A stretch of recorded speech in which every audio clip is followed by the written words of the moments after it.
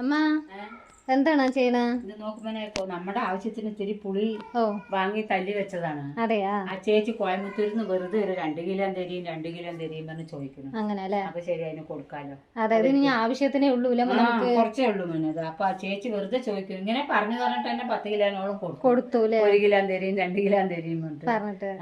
ശരി, അവരും കൊണ്ട് കൂട്ടാൻ വെക്കട്ടെ. അതെ അല്ലേ? അത്രയാണ്. അങ്ങനെ അല്ലേ? ശരി, ഇനിയിപ്പോ കൊടുക്കാനൊന്നും ഇല്ലല്ലോ, നീ സീസൺ ആവുമ്പോ കൊടുക്കാലോ.